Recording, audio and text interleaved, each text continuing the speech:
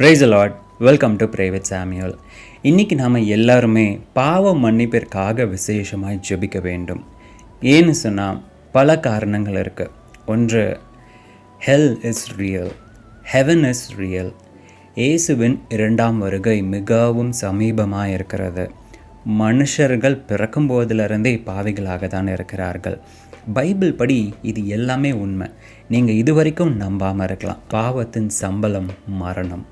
பாவத்தோடு மறிக்கிற எல்லாருமே நிச்சயமாய் அதற்கான தண்டனைகளை அனுபவிப்பாங்க. அப்படிப்பட்ட பாவத்திலிருந்து நம்மளை எல்லாம் மீட்டு கொள்வதற்காகவே இயேசுவானவர் தம்முடைய ஜீவனை கொடுத்து நம்மளை ரட்சிக்கிறார். இன்றைக்கும் கூட நம்ம வாழ்க்கையில் ஏதோ ஒரு பாவம் காணப்படும்னு சொன்னால் நீங்கள் யாராக வேணாலும் இருக்கலாம். இதுவரைக்கும் இயேசுவை ஏற்றுக்கொள்ளாதவர்களாக கூட இருக்கலாம். ஆனால் ஒரு விஷயம் உண்மை, இயேசுவினால் மட்டும்தான் சகல பாவங்களிலும் இருந்து நம்மளை மீட்டு கொள்ளக்கூடும். எல்லா பாவங்களையும் மன்னிக்கிற அதிகாரம் இயேசுவிற்கு மட்டுமே இருக்கிறது.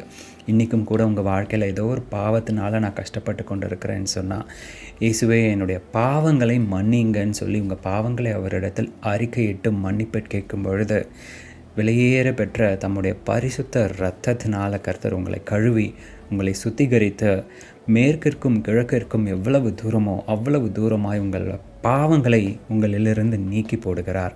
இப்படி யாரெல்லாம் இயேசுவினால் மன்னிக்கப்பட்டு பாவத்திலிருந்து விடுபடுகிறார்களோ அவங்களால மட்டும்தான் நித்திய ஜீவனை பெற்றுக்கொள்ள முடியும். அதற்காக நாம் இன்றைக்கி ஜெபிக்கலாமா? பிதாவே, இந்த ஜெப வேலைக்காக நன்றி. கர்த்தாவே, இந்த வேலையில் உணர்ந்தவர்களாய் ஒவ்வொருவரையும் ஜெபிக்க கர்த்தர் கிருபை கொடுங்க ஆண்டவரே.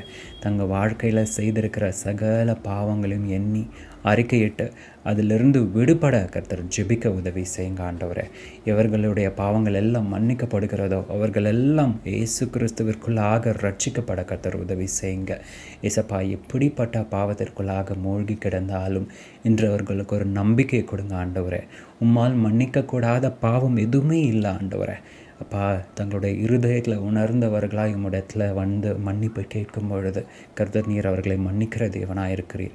நீர் இரக்கமுள்ள தேவனாக இருக்கிறீர். இந்த வேளையிலும் இதை கேட்டுக்கொண்டிருக்கிற ஒவ்வொருவரையும் பாவ உணர்விற்குள்ளாக நடத்தி அதிலிருந்து விடுபட அவர்களுக்கு உதவி செய்யும்படிக்காக நான் ஜெபிக்கின்றேன் ஆண்டவரே.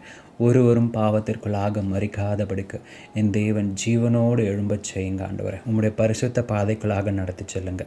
மீட்பர் இயேசுவின் மூலம் ஜெபம் கேளும் எங்கள் ஜீவனுள்ள நல்ல பிதாவே. ஆமென். God bless you.